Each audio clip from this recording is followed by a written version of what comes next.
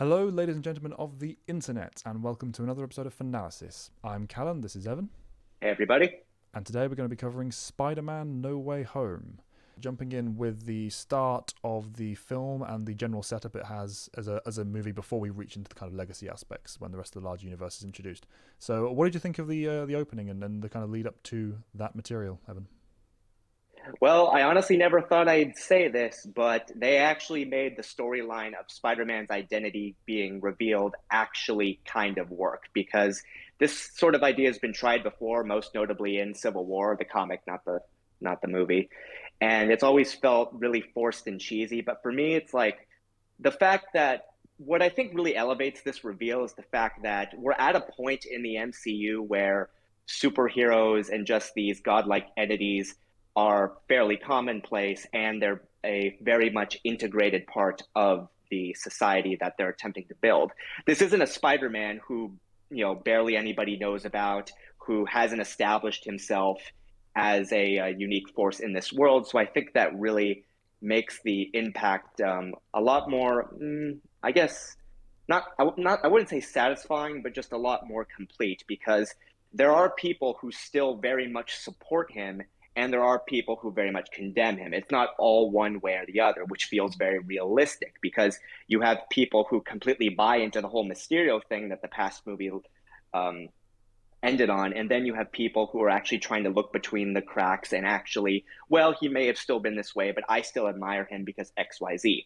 And again, it feels very realistic and it makes sense because, again, this is a world where beings are established and have basically taken on almost celebrity status at this point. Agreed. I would touch on, to add on that. I would touch on the point that they didn't, for me, show quite enough of the counter argument, the idea of why he ultimately got off in the film from on the legal side.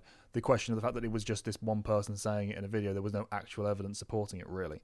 I would have appreciated a touch more on the defensive side, so that those people who are supporting him and will continue to support him in the future, once we get past a certain point, then they'd have a reason for it. There'd be an explanation. Because at the moment, it does seem pretty clear cut that he should just be hated by everyone because they have nothing else to believe at this stage. So I could have done with a little bit more on that. But overall, I completely agree that this. This particular it idea adds a sense of story, realism. Yeah. This particular idea of the story and the concept in question, I've never really enjoyed. Even if it had been done well, it's not really the kind of thing that particularly jives with me. The whole revealing his identity and having the world at large, understand it and everything. That said, it works. They've done it well. It certainly is a far cry from the god awful memory wiping stuff that we see in what's it called? One More Day. Which is amazing. I mean, they took one of the most hated Spider-Man stories in history that people still complain about to this day. Quite rightly, actually it's a stupid concept. Yeah, it's not even about the execution. It's completely ridiculous. Yeah, there's a reason everyone hates it, and they actually took elements from that and actually made it kind of sort of work. Which that's a feat and a half, and it really just shows how much effort and just how much creativity just went into this movie as a whole. Because again, it's taking things from the past and actually both honoring them and giving their own twist to the point where it makes sense for this universe.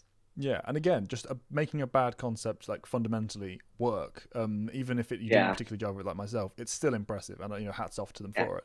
But he doesn't make a deal with the freaking devil. Mind-bogglingly. Oh, I'm sorry. Was it Mephisto, not the devil? Oh, screw you. Stupid comic. Anyway, we're not here to talk about that abomination.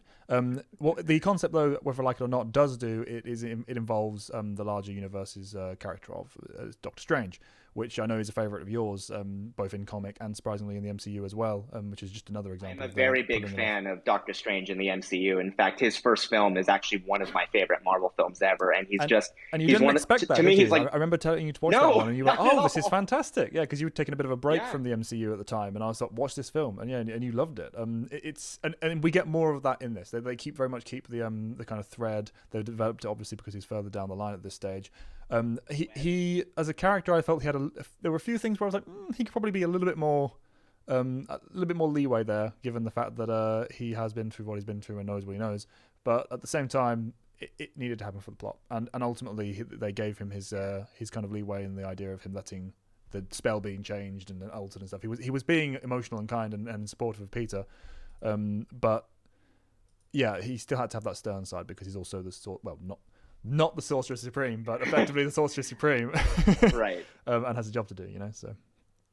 Which again really ties into his past appearances, because while he is willing to bend the rules, it's not like he's going out of his way to change reality like every 10 minutes. He does have, I think I would say that his temperament is reasonable, because again, he is willing to help out Peter due to their past, obviously with Infinity War and all that. But again, he still realizes that he has a duty as the head sorcerer on this planet to be like, I can only change so much. There is a line that I will not cross, which really, again, and I also think that it emphasizes the fact that, and this is a big theme in this movie, is age, and just the difference between Peter's perspective and Strange's perspective is just so drastic. And I think they towed that balance really well, because there's even a moment where he's like, he's asking him, can you wipe everyone's memory so my friends can get into school? And he's like, well, did you call the school and ask I know. them? That was the part I was about to mention. That was the part I liked, where he was like, wait. Okay, I was going to do this for you, but this was your first port of call. You didn't think maybe you should try. And that's a theme with this particular incarnation of Spider-Man that I've never been a fan of. I think that, and this is something that a lot of people speak to on the internet as well, I feel that he is a little bit too irresponsible and unwise for the character of Peter, by and large. Right. Well, it kind of depends on like where you draw the line, because also, and there's been so many incarnations of Spider-Man, particularly when it comes to the age. Like, this is very specifically meant to be a younger, more inexperienced Spider-Man. But then again, if you go to like the comics or other shows or whatnot, Peter is significantly older and has been able to temper himself in a different way, whereas you don't really see other versions making this decision. But at the same time, I don't know. I would say his naivete is understandable to an extent. Again, obviously there are limits to it, and he does make a lot of very questionable decisions in this film and in past films. But at the same time, I think in terms of the specific story that they're trying to tell, with this film and others, it doesn't really seem that egregious to me. It's not massively great. Your mileage will vary. It's something where he's under a lot of pressure. He's got the whole world against him. I don't blame him for not thinking, okay, just talking isn't going to work, because the amount of hate being levied his way is pretty substantial. But at the same time, I do understand the criticism of this isn't the only time he's been irresponsible. There is a certain degree of which again, the movie goes out of its way to address these absolutely things. So it does hang the lantern. It does point out that it's stupid. Doctor Strange specifically says, why have you done this?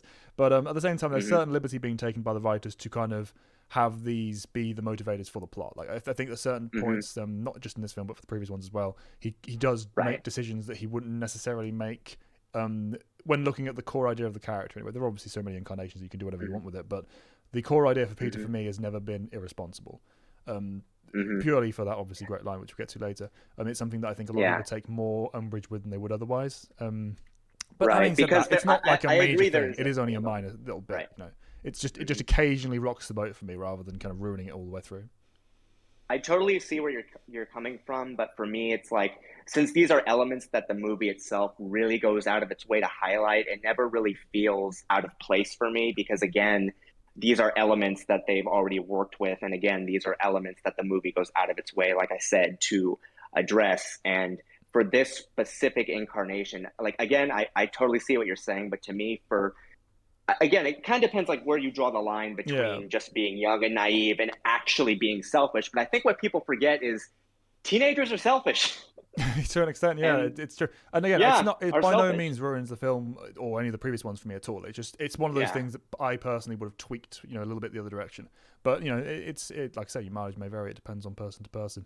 For the most part, the characterization, and it's one of the things I'm going to talk about later as well, the characterization has been spot on. So for all of the incarnations, so that's something that I appreciate. But yeah, so the setup of the film obviously is that he starts messing with reality and warping people's perceptions and unintentionally opening fractures in the multiverse and bringing people through, which I thought was always going to be a cool idea anyway. I like the idea of leaning into this multiverse mentality. It's a particularly good way of opening up the scale of the stage for the writers and the overall levels of events they can achieve, because once you've done Endgame, I mean, first of all, you need to bring the notch down for the next few films, because if you keep going up and up and up, it's never going to work.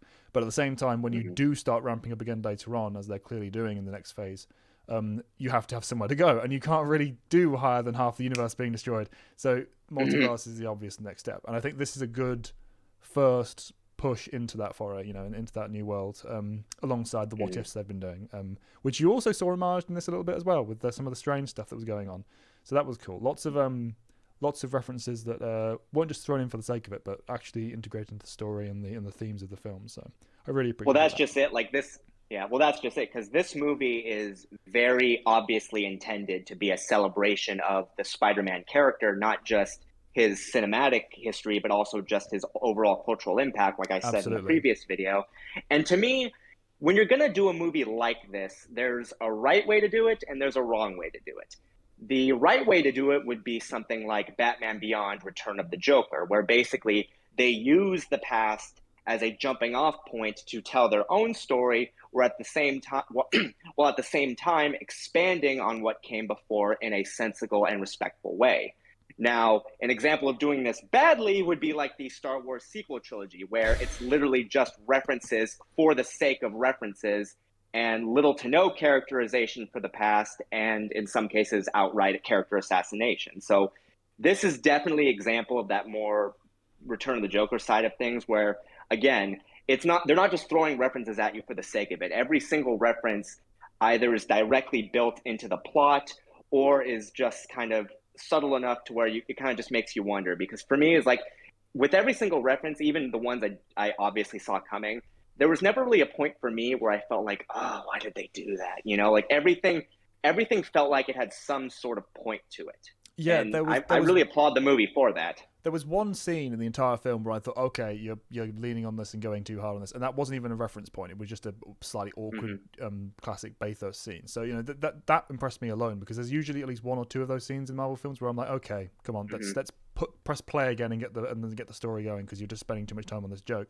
And the fact that it only happened once for me here, and during a character interaction, no less, that was a bonus for me. But you're right on the references. This film had a lot to live up to. It had, not only by the fact of the event kind of scale it was reaching to in the first place, but also the fact that it's just followed on from Spider-Verse, which is the other prime example of a good film respecting its legacy. Specifically with the Marvel universe as well, it had a lot to live up to, given the expectations that were built on that by that film. So the fact that I think that it not only met but exceeded those expectations, as I said before, is genuinely impressive. And it really does take the time, not just with the references, but with the, as you said, the story it's trying to tell, following on from the past. It really does take the time to sit and breathe and develop the strengths of both the character involved as well as the legacy impact of it. So what has come before does in this story directly impact what will come later, both in terms of obvious of plot, but also emotional development and character growth. You get the real connection between the Spider-Man in this film, and that's just absolutely vital. That's the heart of this film. The kind of mantle of the Spider-Man and the messages that the character or characters at this point hold are really a linchpin of the Marvel universe, period. And if that had kind of failed on entry for this one, it would have left a sour taste in the mouth, and it really would have limited the options they have available moving forward. Even just event films, period, not even just a Spider-Man. No, absolutely. And this is a very character heavy, movie. So the fact that they were able to, balance all that out was incredibly impressive. And you really, again, for a film like this, you really feel the passion. You really feel the effort. Like they weren't just doing this because, it would be cool to have multiple Spider-Man. Yeah, let's reference everything. Like, no, this had intent. This had purpose. And I really appreciate that, because again, this could have easily just been nostalgia bait. Very easily. Oh, yes. And I think to a certain extent, some people were expecting that. Not, I mean, I wasn't expecting to crash and burn, but I certainly expected it to be lesser than it is. And that's why I was so happy about it, because the amount, passion is thrown around in this kind of industry all the time. Oh, yeah, with so much passion in this project. There's always at least some passion, because people have to put effort into these things. Of course. But the knowledge and respect that the creators on every level of this film had for the existing material, both of the previous films, which are a lot more attainable. You watch 3 films and you know everything about them, kind of thing. But also the greater universe behind them, the material they were drawing from. I mean, obviously they've drawn enough of it for the actual plot of this, if not the characters, and just the threads that make them work and really strike for people. and they hit the beats, they get the character motivations set up, and they really knock it out of the park with the delivery after the fact. As we're going to talk about in some of the later scenes, I genuinely felt that I was watching a creation made by Spider-Man fans when I watched this, and that is so important, particularly for a shared event situation like this one. And that's not even considering the fact that this was a collaboration between multiple studios, because every single Spider-Man series has been owned by different people. So the fact that they even could do this, I know, is a feat and a half. It really is the strength of the MCU, and the fact that it's had such a cultural and obviously financial impact. They've gone, oh, okay, so we can bend our usual rules a bit for money, but at the same time, we get something good out of it. So that's always nice when that happens. It's a dual layered thing. Moving on to specifically, I guess, the Spider-Man of this film, the Spider-Man of this current generation, the Tom Holland Spider-Man, and his kind of journey through this. So obviously the main kickoff point of this is when he encounters and interacts with the Sinister Six, or Sinister Five in this film. We realise in counting that, there was one short, not counting the end point, obviously, but yeah. Bit of a missed opportunity there, but I guess, when you're dealing, that's the best. Because then again, if you were to pull all the villains from past movies, you'd have 2 Green Goblins. Yeah, and also the fact that he hasn't got his own modern setup. I mean, they could have brought in some of them, I guess, exactly, or created a new one. But this film is already quite busy. I think the balance, for the sake of just getting the 6 in, I feel like it's not worth it. This worked well as it was. Exactly. I will say, though, it is a little disappointing in the sense that we're probably never going to see MCU versions of these characters, at least. I mean, they still could potentially in the future. But again, the fact that they're starting with this, it's like, well, I'm not saying it's entirely disappointing, but you always just kind of wonder, like, how would they do the Green Goblin? How would they do Sandman? Because, and especially since the MCU is known for taking tropes of lesser known characters and reinventing them in ways that are incredibly entertaining. In fact, they did that with Mysterio, in my opinion, in the previous movie. So that is, there are ways to go about that, because again, I feel like if they are gonna do like Doc Ock or Green Goblin later down the road, it's like, well, everyone's going to be comparing it to this film, and that's going to be a really tough act to follow. So again, that's kind of the inherent detriment that you have when you do a movie like this, because if you're going to bring in these elements from the past and very specifically tie it into this narrative, well, anything following that's just going to feel like a retread. You know what I mean? Exactly. And especially given the characters and these films in particular, because the Spider-Man trilogy, the original, and the follow-up,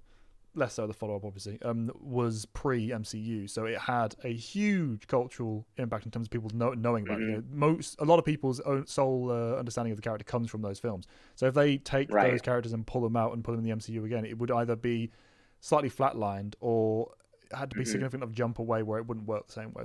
I feel like this is the best of both worlds, where they get to use the characters, get to use them in the modern world, get to have them in the MCU, but still being the same that people have had before. I think this is the kind of golden way of doing things for me. But I see where you're coming from. It is there'll always be that what if question mark of, oh, what would they have done with it? Right. So it's one of those things. But it worked. I think they did a really good job with it. The actual characters involved, the way they were pulled off. We said about how they had a I think it is. I think it also. Sorry, Karen. Yeah.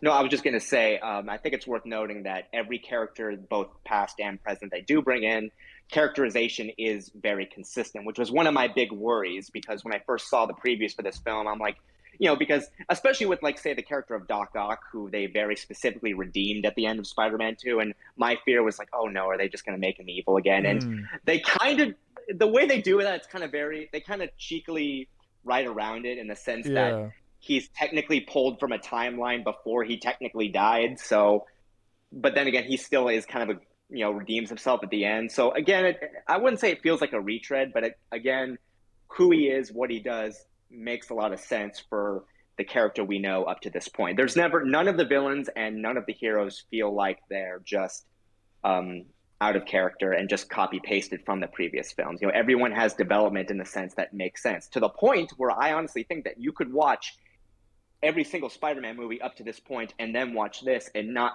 feel like a ridiculous amount of things have changed, at least in the extent of how the characters are portrayed. Absolutely. And you said about the development. It wasn't just development in this film alone as well. It was, you could see the development from even the fact that they've been pulled out of the previous world. So even just when they've been plucked up and placed down, you see there is development as a result of that. It's got a real appreciation, understanding for consequence in this film. It's it appreciates the weight of what it's doing, and if it doesn't play with that, it's gonna flounder. So all the way going back to that respect, understanding of the material they're working with, they really put the effort in and put the time in, and didn't just play it off for the hitting those nostalgia beats, hitting those meme beats, which there were plenty of. They did it with heart as well. But yeah, moving on to, I guess, the first real moment of the film concerning the heart of the character and the development and the those event moments that we get from every major Marvel film would be probably the Aunt May death scene, which was so obviously going to happen the second she got that beautiful tagline out of her mouth. And I'm just going to say right here, I don't care how unoriginal it is to have that line. Every single Spider-Man needs that line because it is the fundamental spine, core, heart of the character and what he represents both to the inner world of the Marvel Universe, but also the outer world and culture. With great power comes great responsibility line is something that everyone should know. It's something that pretty much everyone does know, and they should take it to heart and memorize it and live by it. And knowing that the character got to hear it finally in the MCU is like, yes, thank you. However, all that said, the second it comes out of a character's mouth, you do then know they're about 10 seconds from dying, because that's just how it works. So it was like, okay, well, she is dead. Some traditions have to be upheld, but at the same time, her death really still had weight to it, even though you can easily see it coming from a mile away. And exactly, I'm gonna be honest, like Tom Holland's Peter Parker's reaction to her passing away, honestly, some of the best acting I think I've ever seen from the kid. Yeah, he is really a good actor, but this is definitely one of his high moments, and that's something that I like about the entire film. Actually, you said how obvious and predictable it was. There are many moments throughout this film where I saw that coming before I even started watching the film, and if I didn't at the start, I saw it from the very start. However, despite that, and this is a strength, it still delivers on every one of those moments. The impact and emotion behind them are fully there, and that comes down to the quality of the writing, and more importantly, particularly for these instances, the quality of the acting. They really do sell the emotion that they are feeling in these moments, both just the rawness of it. I mean, the grief of losing Aunt May. Aunt May is a vital character to any Spider-Man, and arguably, especially since we've gotten to know her over the past several films. Exactly. We've had more time with this Aunt May than most, and even though she's not the Aunt May that everyone kind of expected, because they've taken a lot of liberties with a lot of the framework they've been working with the Spider-Man, Aunt May's age, Mary Jane's name, all that kind of stuff. They still understand what the core of what matters with it, and they've established that and reinforced that as we've gone through it, especially in this film. And that's why, on top of the phenomenal acting performances, these moments are so powerful. This is a loss that you feel. You buy it. Yeah, you believe this loss. And not only that, it's not a loss of the moment as well. It's the springboard for the rest of the development and the rest of the story. This is not like, oh, well, she's dead, moving on. This is, she's dead, and now I'm going to have to deal with this, I'm going to have to deal with this, I'm going to have to do this. And that sounds like it should be obvious, but that is not something that happens in every film. It's something we can't take for granted. It's true because so many films will just kill off a major character like this purely for shock value, and they don't really do anything with it in terms of actually affecting the story. This actually has weight to it and will have consequences later down the line. So again, I really felt it because it actually meant something. If you're going to kill off a major character or secondary character, don't just do it. Actually weave it into the story to the point where it makes sense, it has impact, and the characters actually change as a result of it. And again, that really does happen here, because the Spider-Man we see at the beginning of this movie, Tom Holland specifically, obviously, is not the same one we see at the end of the movie. You actually feel like he's learned and grown from this experience, tragic as it may be. But again, like you said, one of the biggest aspects of Spider-Man's character is rising and pushing through tragedy. This needed to happen. It happened. But again, it's something that's going to stick with him. And I'm sure it's going to have impacts on later films. Again, it's a character death done properly. Exactly. And as you said, it's the tragedy element. The two core tenets of any Spider-Man franchise, no matter what universe, what medium, is tragedy, and responsibility. Those are the two, and that and you blend those together, and that's when you get Spider-Man. And this is the kind of final piece of the puzzle for him. He's been through loss. Obviously, he lost Tony Stark, which is in the MCU his mentor figure, and this kind of was just a follow up from that. This is where you establish not only the first part of it, but the fact that it's going to be a pattern, because Spider-Man does not have a happy life, unfortunately. Arguably fate-driven, given what the kind of choices they've made with him in the comics and the universe. It's part of who he is. And it's nice to see that in this one. And also just nice to see Tom Holland get to show off more of his acting chops, because he hasn't had too much to work with up to this point in the grand scheme. So this was a nice notch in his belt for that as well. One aspect I also really appreciated is the fact that they touched so heavily on Spider-Man's mercy. His sense of wanting to save people, and the sense that he doesn't enjoy brutalizing people. He wants to make people better in order to, grow in the same way he has, which I really appreciate, because one of my biggest criticisms, at least in terms of like overall for the MCU, is the heroes often seem a little too willing and ready and eager to kill. Yeah, well, and that really bothers me. In most situations, they are dealing with warlike scenarios, so it gets a pass for me for the most part. But you're right that in general, it isn't a part of the story that's ever been covered yet. There hasn't been a "no, I will not cross this line" kind of story or arc throughout the MCU, and I like that that's kind of being at least slightly touched on here. But at the same time, as well, it establishes the fact that Spider-Man is not like, for example, a Batman character where that is a line that will never, under any circumstances, be crossed for this said reason. He is a human character who believes it's wrong and therefore won't do it. But it's not like it's more like it's spawned from the human element of mercy and care and compassion and stuff, which is true of Batman as well. I don't want to imply otherwise. But for him, it's more wrapped in the stylization of it being like a philosophical moral choice.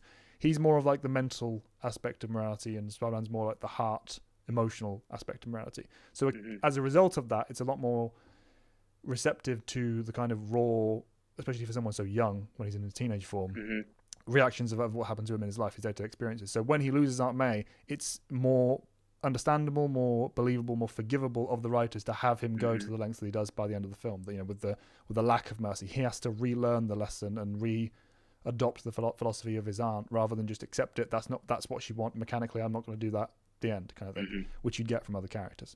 So I like they touch on that, because Spider-Man is the human face of morality and superhero fiction for me, as opposed to the high-minded kind of philosophical tier of it where you get with the Batman characters. He's the one where you can see the kind of everyday take on things, on the superhero like code and such. So.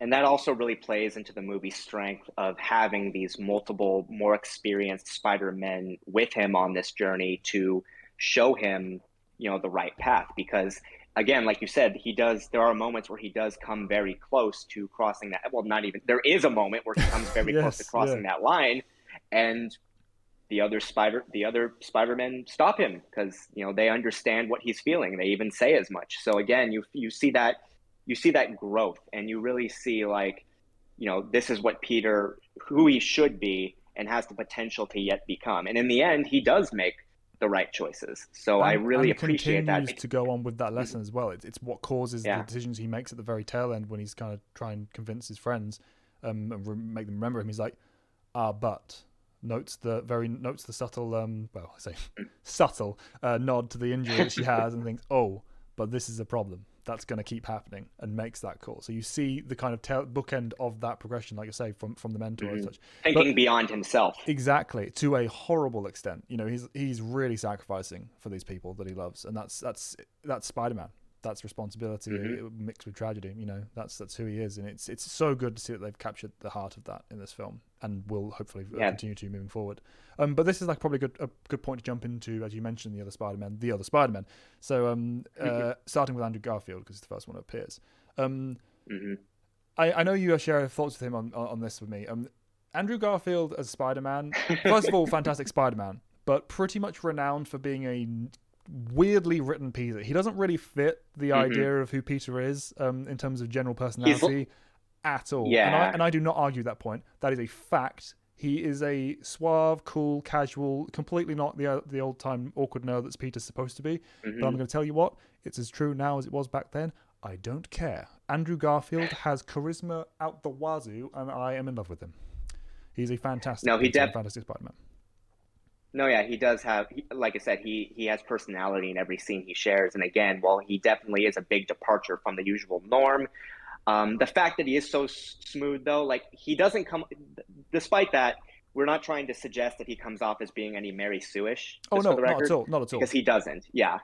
No, but that's just it. He's confident, but at the same time, he doesn't feel like he's just parading through everything. Yeah, And obviously, we saw that in the Amazing movies. Now, the Amazing movies are also kind of renowned as being awful. Yeah, So, and I can't argue with that on a technical level. It's a very rare instance for me, particularly the second one, where I can see that it's a bad film, and yet somehow, presumably the charisma of the actors and actress involved, I love them.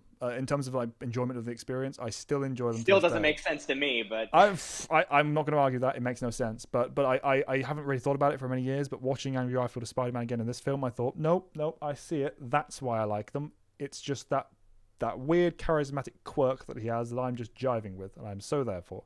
And he brings it in this film, like again, like this first introduction scene where he's just. And it's another one of those things that could have been really awkward and like cringy and extended too long for me with Marvel, where he's just sort of grabbing onto the ceiling. I was laughing my ass off. It was so funny. Right. It was just genuinely amusing. Is this enough? And it's not even a good idea. That's really not, on paper, a particularly good way to introduce a legacy character, just an extended joke.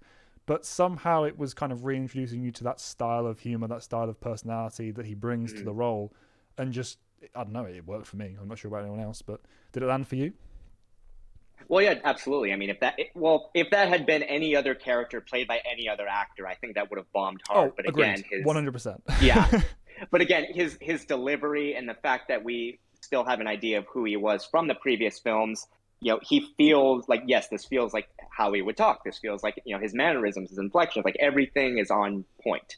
So again, and I mean, although I despise the Amazing Spider-Man movies, Andrew Garfield is easily the best aspect of both of them. So I'm not dissatisfied with him in this film. I think they really, I think he's just consistent. He's great. And we'll talk about it in a bit, but for me, and it sounds cruel, but easily the best actor of the three in terms of what he brings to the role for me. The emotion that he could pack into a lot of very, very specific moments, I am in love with. I thought it was fantastic, but we'll get to that in a bit. The other person introduced, of course, right now, the same scene, which was a choice that I was surprised by, but I think worked quite well, was Toby Maguire coming into the scene. Introduced with pretty much the same fashion, just another portal. Ned has magic now, by the way. It's probably not going to be touched on again, or at least not for a while, because he's been wiped, but unless that factors around the magical equation, but we'll see. But yeah, so Paul, we don't know. He walks in.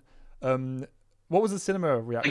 Again, very consistent characterization. Sorry, what were you going to say? Sorry, well, yeah, that's true as well. But what was the cinema reaction I meant to ask for you when the two Spider-Men appeared? Because obviously in the UK it's always subdued anyway. But just looking at my friends, I could see that, yes, because they weren't aware of who was going to be involved in this film. They stuck away from spoilers completely, and this was a complete surprise. So what was the reaction in your cinema when you watched it?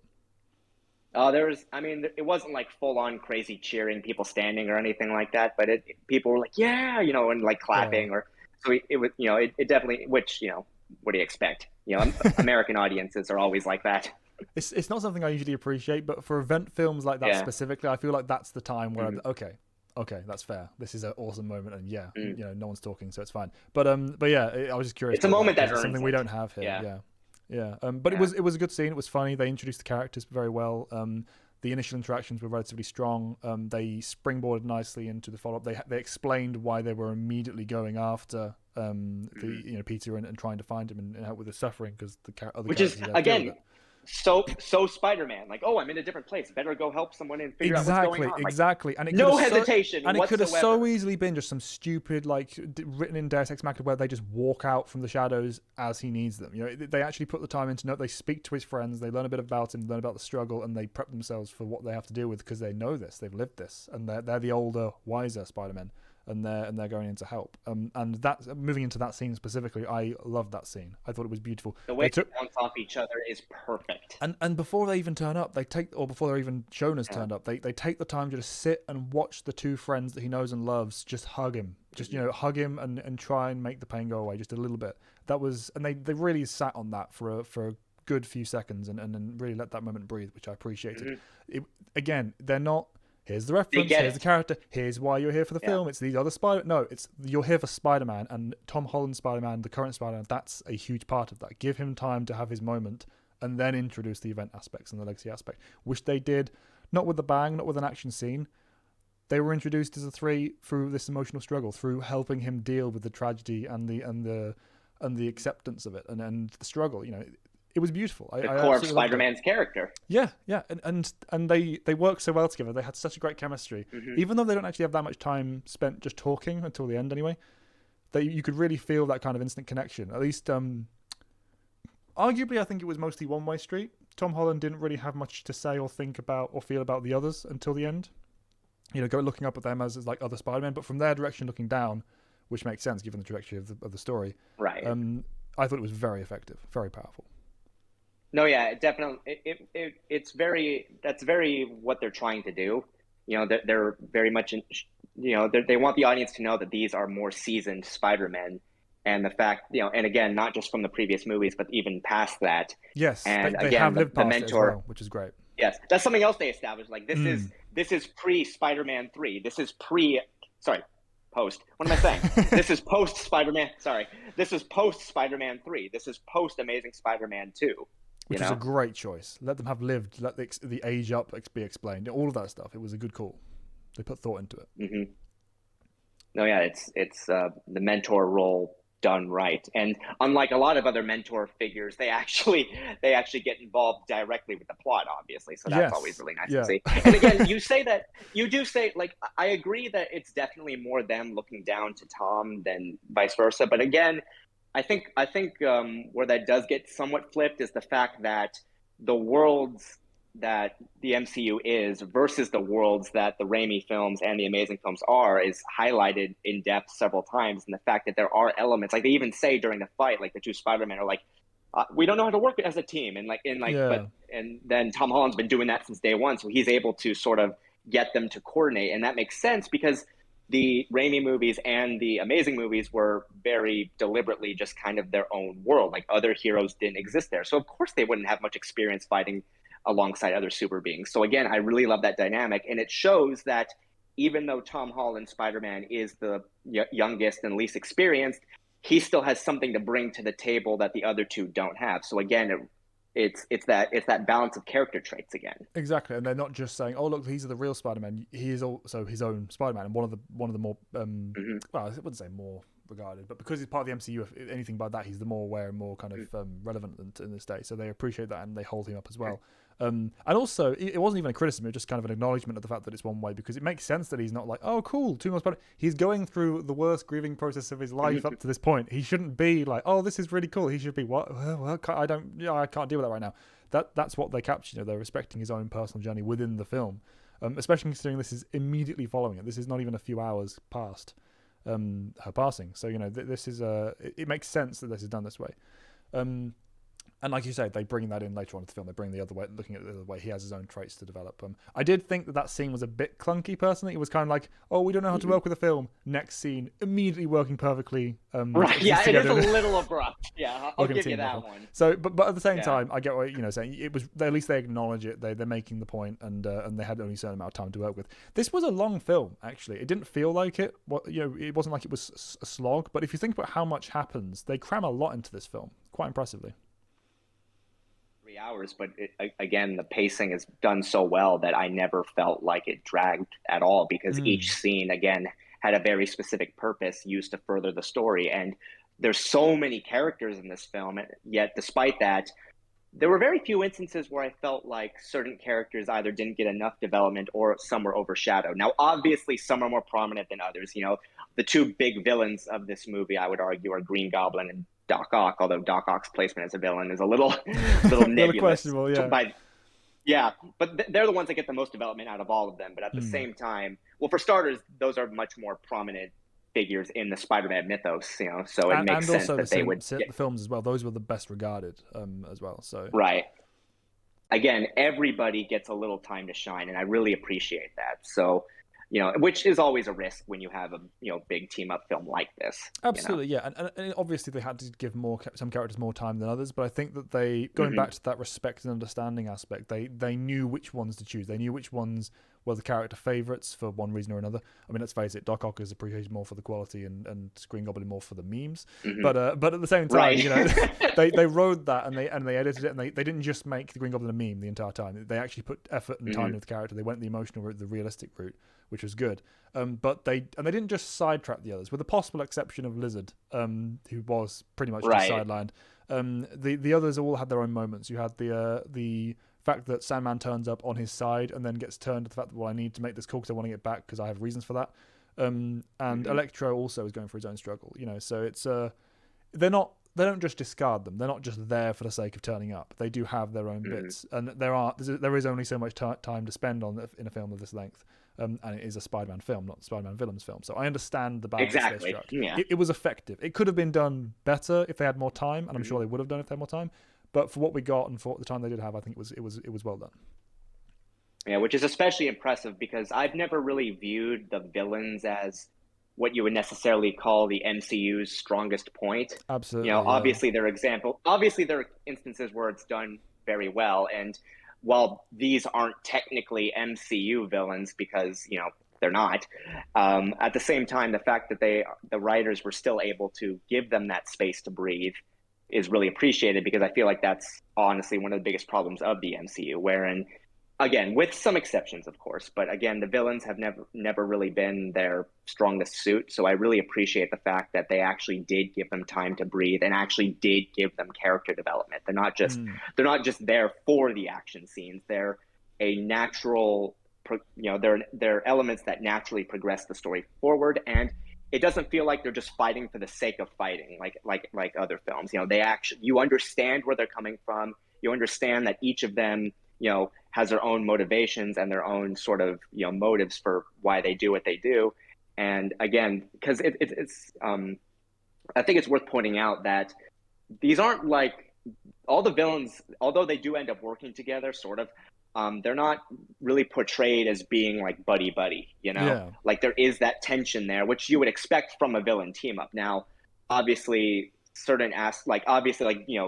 Electro recognizes Lizard because they're from the same universe, and Doc Ock, makes reference to Osborn because they're from the same universe, which makes sense. So you have those relationships there, but I love that the dynamic is at play where ultimately these people are not, people who are going to work together and actually be happy about it, Yeah, and really they're kind of not even working together to begin with, because they just kind of turn up at the same time, or roughly the same time at the Statue of Liberty. By the way, Statue of Liberty with the Captain America shield, hilarious. Even the argument in the background on the radio of heralding it ahead of time that it's going to be a thing is, oh god, I found that funny. But yeah, so they did a good job with it, and like you said, the thing to me that stood out most to me is that they weren't props, obviously, but not only were they their own characters in their own right, they had development from outside their own films. It wasn't just a rehash of, this character went through this journey as displayed by this scene. It was a case of, no, they've been taken from the stages they were taken and they've been added to. It's not just references and homages. It's actually paying tribute and extending their story, which is going to be appreciated by their fans. So, that's great. Absolutely. So we kind of skipped over it a little bit, but talk about Toby Maguire. We spent the lip service on Garfield and Holland. So yeah, Toby Maguire, he's in this film, and I think that he does a good job with his role as well. He seems to be more of a secondary, or tertiary, I guess, to the other two, largely because he's had the most time, I think, on screen, and the most. I mean, everyone knows who he is at this point. Exactly. So yeah. I understand. Yeah, and he's very specifically brought in to be like the head mentor out of all of them, obviously, because he's the most experienced. So he didn't really, I don't feel like he necessarily needed as much because he had a very specific role to fill. And this is someone who we've already seen so much of their journey that I just feel like, too much, what they do add in some ways. Yeah, in some ways. But... Oh God. Well, but he's in it, and he has this good strong moments as well. He's got less time spent on him, but the time that is spent is well chosen. He's, like you said, he's the head mentor. He really delivers those solid lines for the emotional moments. He's kind of like the wisdom of the three in the terms of like that duality of the responsibility and tragedy. He's the wisdom behind that, and Garfield's the emotion I found in this story. He's the one who's delivering kind of like, this horrible thing happened to me and I had to deal with it, and Toby's kind of like, yeah, this is what you have to do as Spider-Man. It's kind of the legacy holder, if you know what I mean. And I think it was very effective. But it doesn't. Yeah, but it never feels like they're just coasting. Like this is, he still has to learn the lesson in his own way, because he is his own person. So I really appreciate that, because it's not like, oh, just do what we do. Like, no, he has to go on his own journey and find his own way. And I think that was done beautifully. Yeah, and there's a real sadness in the other two as well, because they know that. That they see that, oh, he's gonna have troubles. This is just what we go through as Spider-Man. Yeah, that really came across, and I like that. as well, as I said before, he's getting this message from them in the middle of his own grief. It's not like he's getting it just on a happy good day where he can properly assimilate it. And prepare for it, which he arguably doesn't even need to in the first place. He knows these lessons ahead of time, but he still has to process it now in the midst of his grief and his rage and everything. So that was all handled very well. He got it when he needed it. Exactly, yeah, and he got there in the end, even if he did need that little nudge from Mcguire, because obviously he ultimately failed, and that's an interesting part of the finale. Actually, the fact that Holland did fail. He did make the choice to end the Green Goblin. Understandable, natural, but certainly not moral. And if Mcguire hadn't been there to stop him, then that would have happened. So I that was a strong choice. I like that they did that.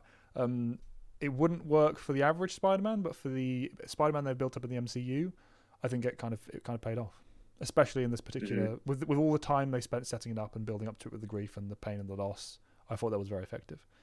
Rewinding, especially when you consider that. Sorry, I was going to say it especially works because when you consider that out of all three of them, Mcguire's Spider-Man is arguably the one who is gone closest to going over the line, so he understands like where Tom Holland is at. Like, I know what it comes off as, I know exactly where you are. Don't feed this, because if you do, you're going to keep feeding it. I know what that's like, believe me. And again, it doesn't feel contrived because this is a character who we've seen go through that exact same evolution. Well, not exact same, but similarly enough to where you buy it, Yeah. And it's backed up by Garfield as well, earlier one. So the physical stopping and the final oomph of the message was from Mcguire, with the lead-in from Garfield. He's saying, I've been there. I've been where you are. I got rageful and bitter, and they just paired it really well. They've really made it work. They got the right blend. But stepping away just a little bit, because I wanted to get the mention out, from the emotional side of things a bit more, the humour with the three as well was fantastic. The jokes they made about the different elements of them and what they didn't know from their own incarnations. I mean, even down to Mcguire's, the fact that he doesn't have any web shooters. No web shooters. So funny. I was like, and just Garfield leaning in. How the hell does that even? What did that even? It's brilliant. I love that line. It was a great moment to kind of encapsulate the little quirks and changes that go on through the years when you have these kind of multiple incarnations, but also back into the emotion, but less deep emotion.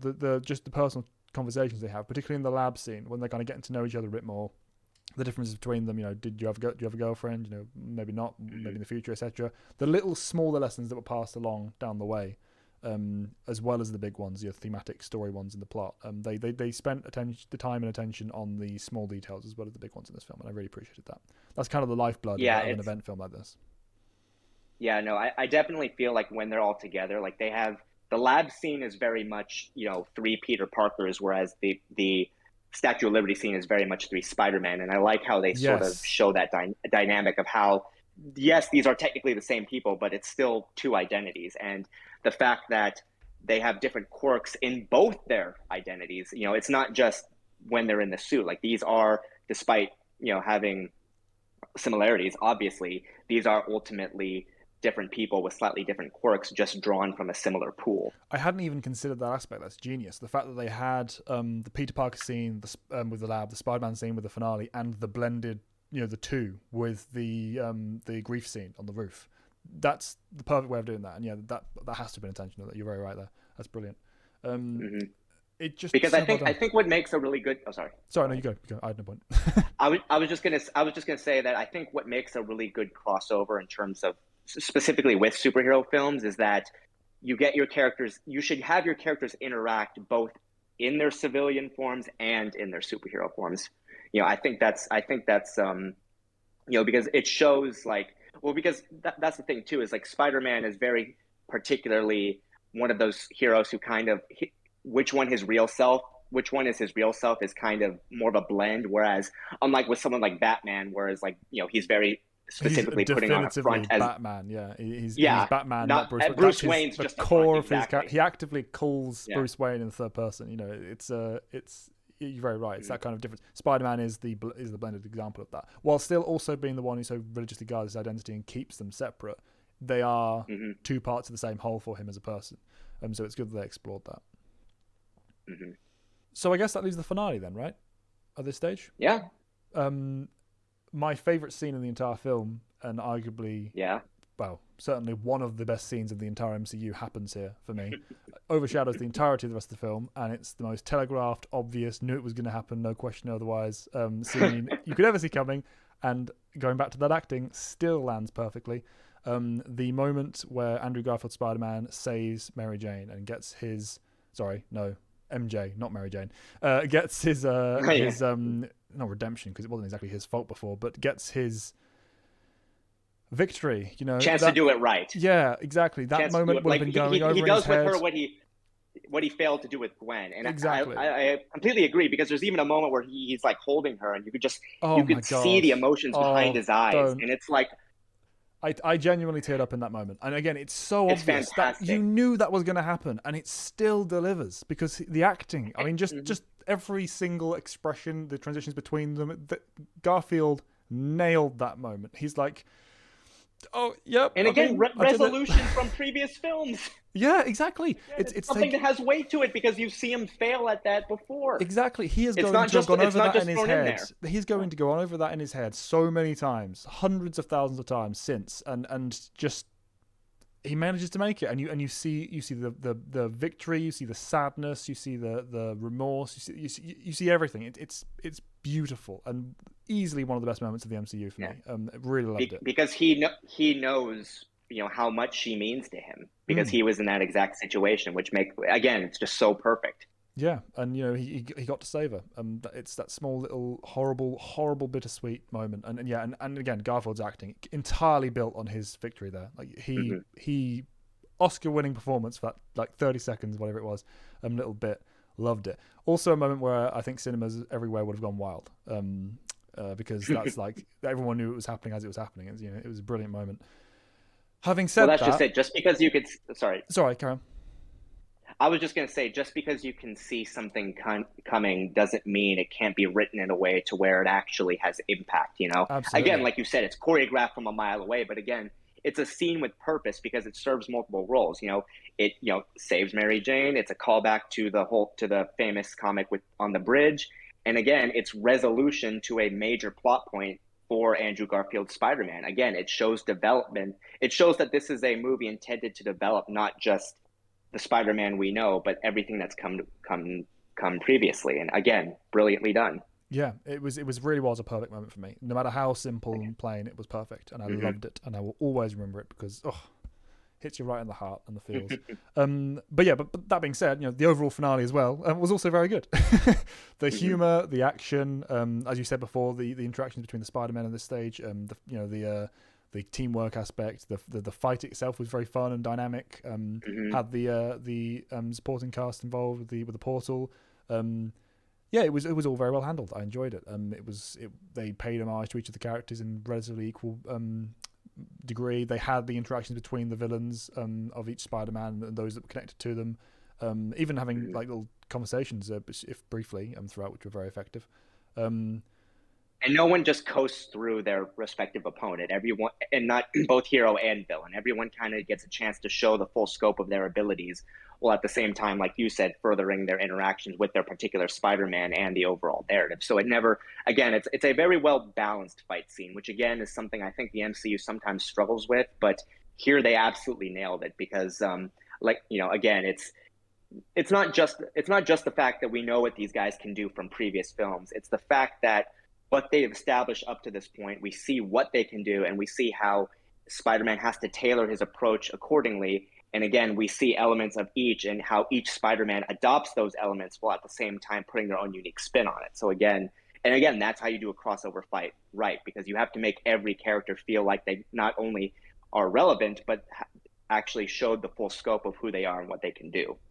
Exactly, yeah, and not just the abilities, but also the personal struggles they face, and the resolutions to those, and just, I mean, obviously the previous two Spider-Men have been through their journeys for the most part. They have some, development to be added on in the story, as we've said did happen, but for the most part, we're seeing extended resolutions that had already happened or didn't have the chance to happen before. So, making the reaching out the hand to Electro, for example, for Garfield.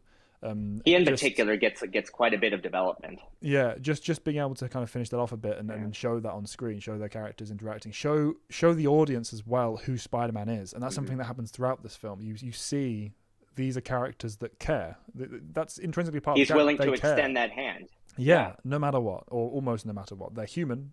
Spider-Man are flawed. That's what makes them so powerful as characters. But at the same time, they will ultimately make the right choice.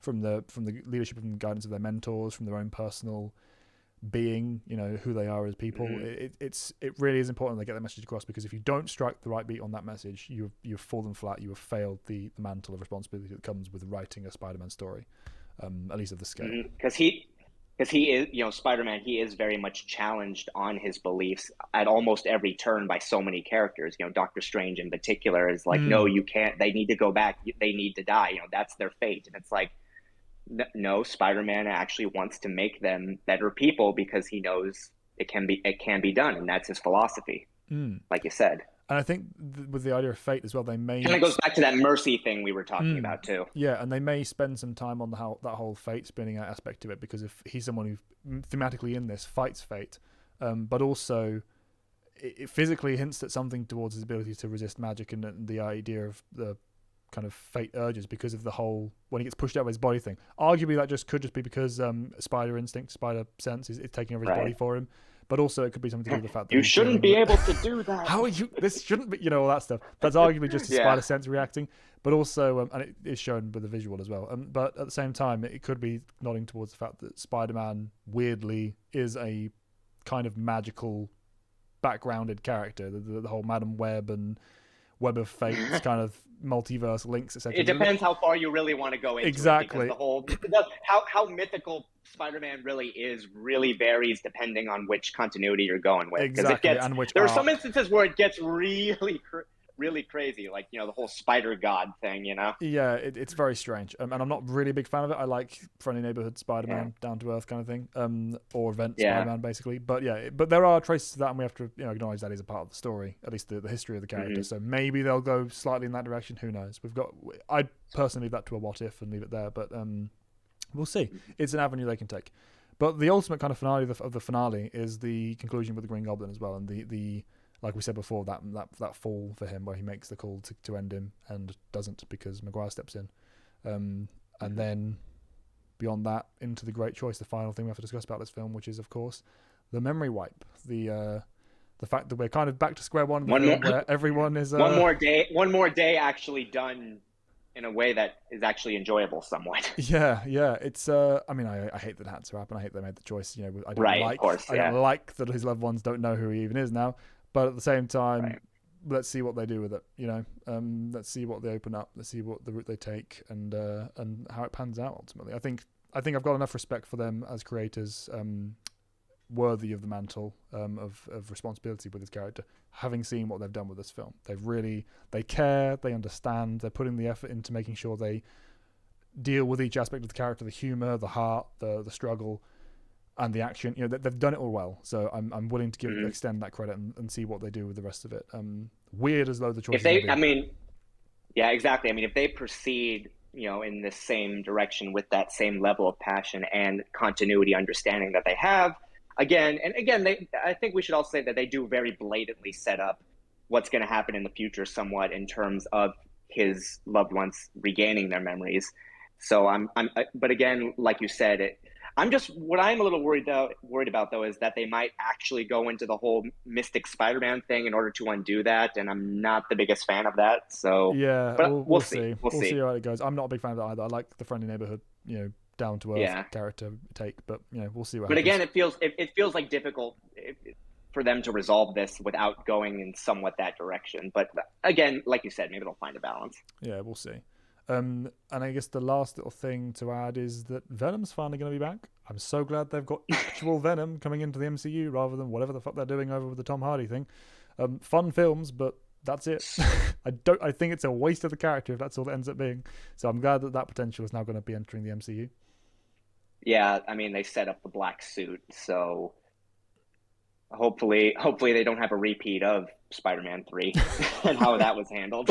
Yeah, that wasn't great either. At least they got the core beats. I didn't like how it manifested, but at least they got the core beats with the bell tower and the it at least functioned. Tom Holland strutting down the street. Oh God. Oh. Anyway, but yeah. Although I will say this though. I mean, if they are going to be bringing Venom into the MCU again, you kind of have that same problem I mentioned earlier, where everybody's just going to be comparing it to the Sony Venom or whatever you want to call them. So of course, but I do think that to an extent that's largely a forgettable part of the trilogy. Most people tend to think the first two films more than the third one. It's very much because so much of it was so bad in so many ways. I think great swaths of it, despite there were some being good, there were good scenes in it, but great swaths of it were just kind of put away in a box and have been largely ignored, as they were largely ignored in this film. We didn't have Venom coming back in this one. They knew what did and didn't. Well, I mean, obviously they couldn't use Venom the same way, but anyway, they knew what didn't work for those films clearly from what they chose to put in that they could do. So I have hope. I would also be curious if they would actually keep the black suit for more than one film. That could be interesting. I would be too as well. I doubt they will, but we'll see. I guess it'll be interesting to see what they do. Lots of options, lots of opportunities, and we'll just have to wait and see what happens. I'm excited though. I really, really like this. As am I. It's great. So yeah, those have been our thoughts on Spider-Man No Way Home. Stupid name, by the way. One last thing. Stupid naming convention for these films. Yeah, great. They all have home in it. Woo. But when you look back on it in 10 years' time, which one was which? Stupid name. 1, 2, 3.